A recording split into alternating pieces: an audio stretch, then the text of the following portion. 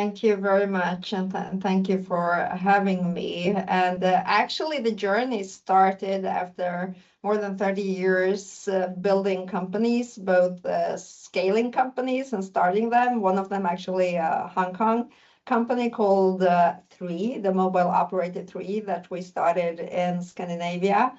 So that was my first connection with Hong Kong, actually, many years ago. But then also in big corporations, and I've always been very much interested and fond of and working with creativity, innovation, product development. And I decided to really understand what is the driving force behind innovation and creativity. So I went to Harvard, took just a break to go to study innovation, creativity, and something called open innovation. I won't talk so much about just open innovation because that's a lecture of its own, which is something very much exciting, especially in the AI era. But what I wasn't aware of when I came to Harvard was that Harvard has the longest science and research within happiness and leadership also, and how that was connected to innovation and creativity. And after Harvard, or actually at Harvard, I met my fellow Hong Kong colleague, Professor Thomas Wong, who is the founder of a sustainability institute in Hong Kong. And he invited me to Hong Kong. And I got very curious. So everywhere I travel now, I start with looking into what is the state, what is the happiness state of the country or the city. And when I looked into Hong Kong, I have to say it was a kind of a depressing picture. And this is research based by Oxford, UN, Harvard, etc. And the picture so for Hong Kong, what is a trend just going downhill. And I got curious why. And that's how it all started in discussions. And then I continued the discussion with Christians. And now what we're hoping is that we will kickstart to reverse this trend in Hong Kong. Because innovation is very much based on human flourishing, human well-being, human happiness. So I wanted to share some scientific findings and research showing this, and something that you can take with you, especially in terms of leadership too. So I'm calling this the quiet architecture of innovation because it is actually architecture. So there's this kind of myth, I would call it, or a story that I would say is the wrong story about innovation. And the story that is pursued is very much this story, kind of the lone genius. Many times it's a man that is a lone genius. I don't know why, but it happens to be so. All the all-nighters, they always work in the garage, or they sleep on the factory floor. And it seems to be a lot of pressure, but through that pressure, there is so much innovation happening. So that's kind of the story we're persuaded through the stories, the myths, the films, the TV series, etc.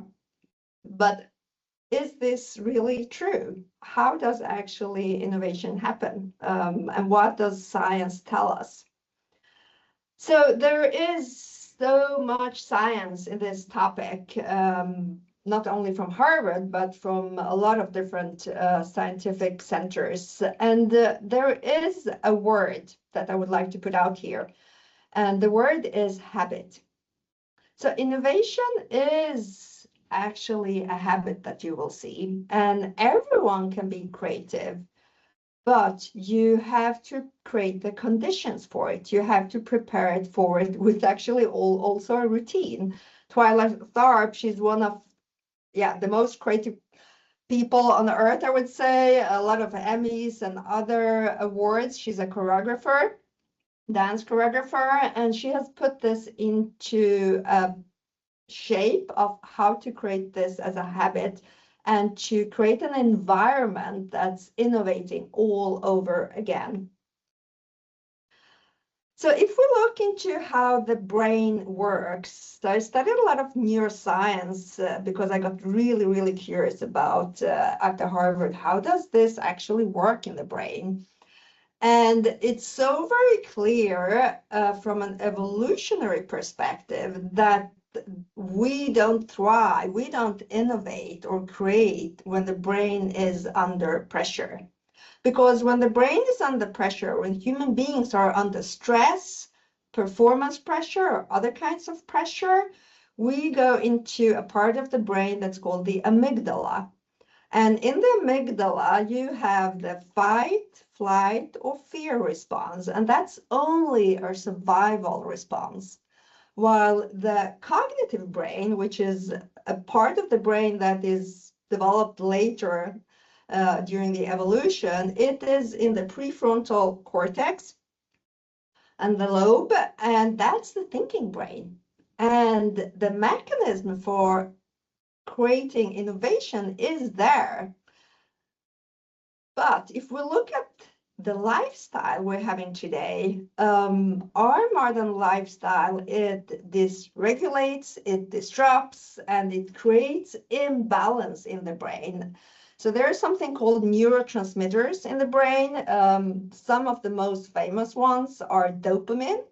Dopamine, we are all dopamine junkies today because of our mobile phones. So every time you just look at your phone and there is a WhatsApp or something on social media, you kind of kick a dopamine spark inside of your brain. Oxytocin, which is a neurotransmitter and hormone also for connection.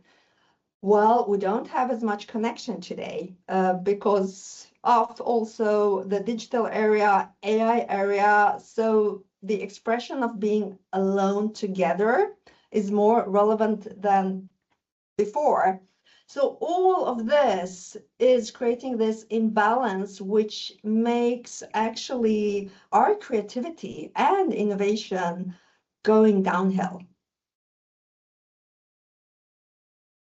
What we see in the brain is that when we are much more in rest, in harmony, the brain goes into something called theta waves. And theta waves, those are the waves, you know, just before we start sleeping, we're kind of in that state between being awake and sleep.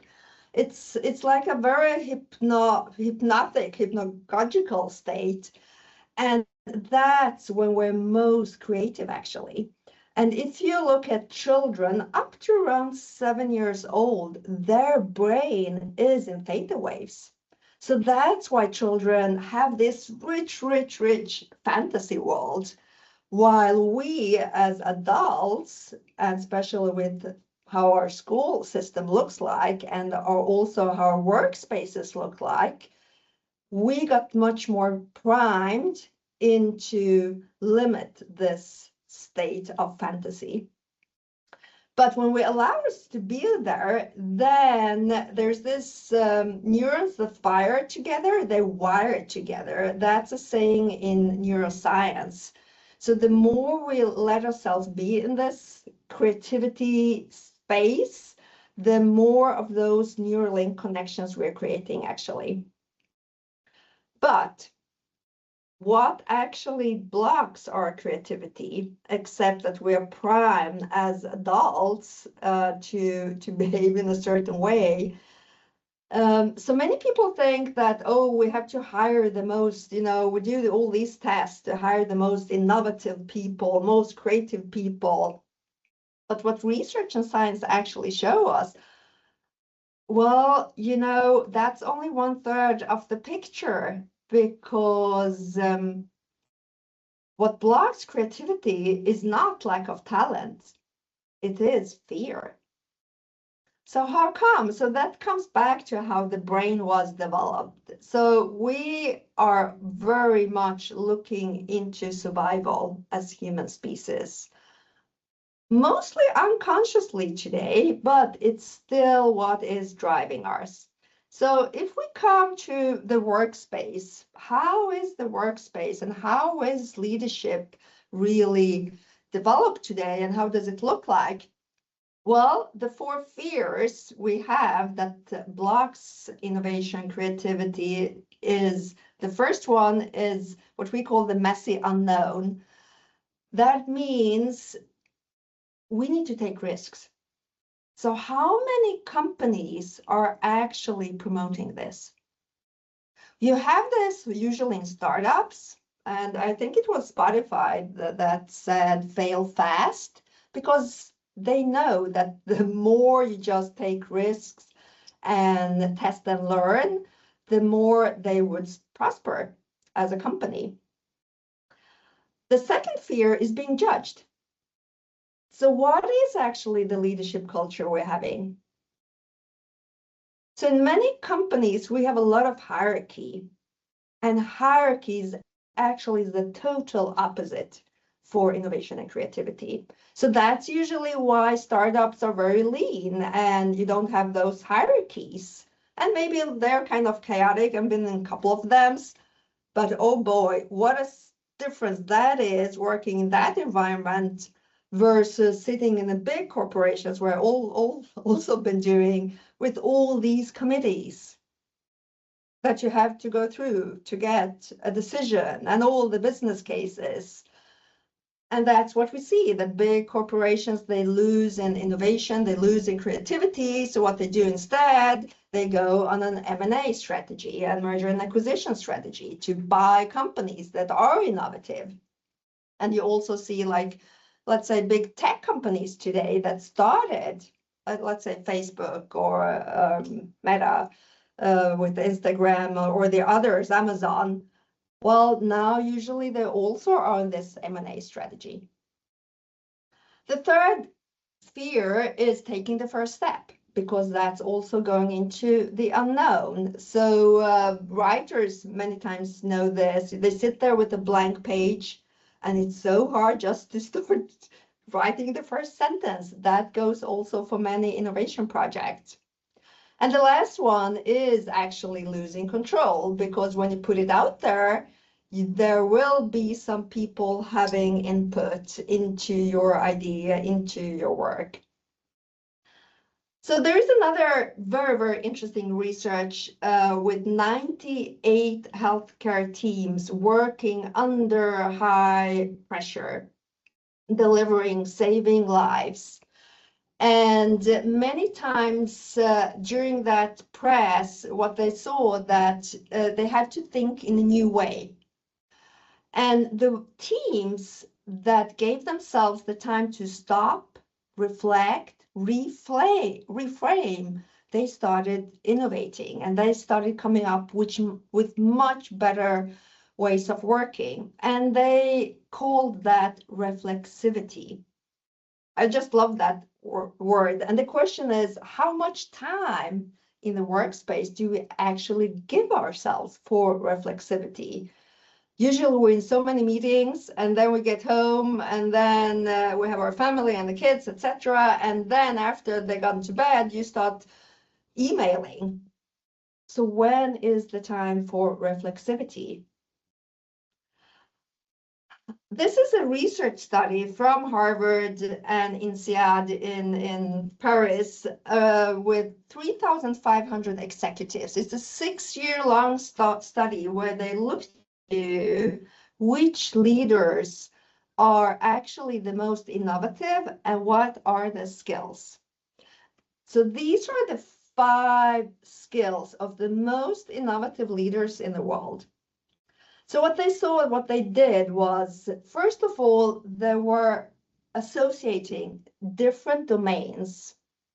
So it could be the domain of art that they associated with the domain of technology and made something out of that.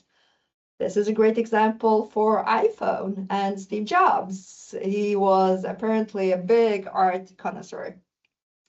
The second thing that they did was actually questioning, like, why is that? You know, like small kids, at a certain age, around 5, 6, that they start asking you all these questions like, why is there a sun? And yeah, why do we have a sun actually? So questioning, like coming back to the why. Then the third part was observing. They were like very much like anthropologists. They really observed things, and together with association and questioning and the observing part. And this was actually one of the things we had to do at Harvard. So we had to sit in a room and observe every detail in the room. And how could we describe that detail without being very subjective? Just describing it in a very objective way. And the fourth one was experimenting, like the test and fail phase, as Spotify described it. And the fifth part was actually networking. And why was that important? That was only important because they wanted to meet people from all different life phases, domains, because that's when they also learned and started to associate even more. So 2/3 of innovation skill is learned. It's not inherited. That's why what I call this the quiet architecture of innovation and creativity. So the 3 scientific findings is that the brain, it creates at rest when we allow to be much more in this theta brain state. We, especially if we work as leaders, we have to create an environment where we remove these 4 fears, because these 4 fears, they are primal in our brain. So all people have them. But if we create a space of much more psychological safety and show that it's okay to test and learn, take risks, then we'll increase innovation too. So it is a practice, and the practice requires conditions. So if we now look at all these things, rest, safety, time to think, permission to fail, connection, movement, joy, well, that is what they saw at the Harvard Happiness and Leadership Laboratory. That is what happiness is all about. So who is the architect in companies of these conditions? Well, what we see is that 70% of team engagement is driven by leadership behavior. So leaders are putting the frame for innovation in companies. So the 3 commitments I would like to share, and maybe you can take this with you, I hope, and bring with you and start already tomorrow. So how can you build rest into your architecture where you work? How can you reduce the 4 fears? And how can you practice reflexivity as a team? And there is this saying at Harvard is that we have to stop treating happiness as the soft outcome and start treating it as a leadership capability that allows innovation. And that's what I'm very, very passionate about. And hopefully we will see each other in Hong Kong. We are planning to do a summit around this.